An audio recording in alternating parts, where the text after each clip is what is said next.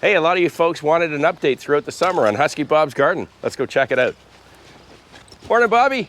Hey, good morning, GP. How are you doing? Oh, I'm doing good. This garden looks gorgeous. Wow. It's coming fabulous. Well, it helps to have 5 inches of rain. Yeah, I guess so. I guess I better be careful where I'm walking, Bobby. Yes, be very careful, Gord. I have enough problem with deer and other things. I don't need you. Jeez. Hey, so what do we got growing? Oh, I've got potatoes over there on the far side. Yeah. They're growing nicely, and you can see one's already in flower. Oh, righto. Yeah. And then I have peas. And I always plant my peas in succession. Okay. So that I have early ones, and then I've still got 1 row of peas to plant back here where the rope is. Excellent.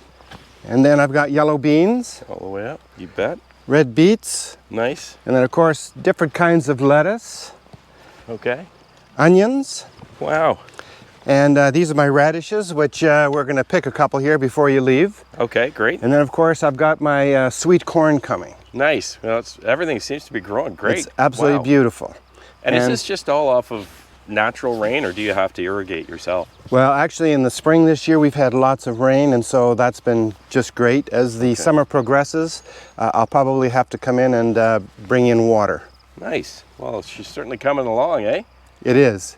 So you often tell me that you're often eating breakfast right out of the garden. Absolutely. That's what I like to do in the morning. Now, this is a bit early to have my whole breakfast here, but here we can start off by picking a nice red radish. These are just absolutely beautiful this year, nice and sweet. Decent big. Well, already. It's hard to call a radish sweet, but at least it's not hot. Good stuff. Well, Bob, you got a lot of rows of corn, but it looks like some are growing a little faster than these other ones.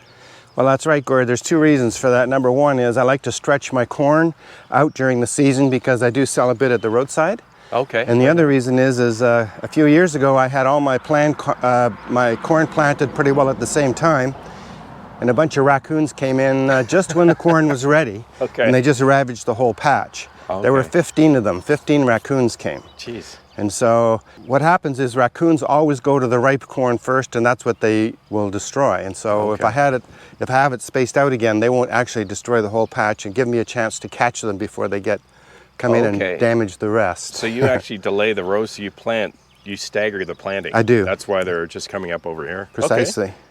Well, listen, Bobby, thanks so much. Oh, you're welcome. I'm going to head back over to neighbor Rouse, and we'll keep working on that garage. Yes. But maybe next time we'll come out, you can tell us about some of the other stuff you've got planted at the other end. Strawberries, watermelon, cucumbers, and my incredible tomatoes in the rock fence. Jeez, you don't need the grocery store, do you? We don't.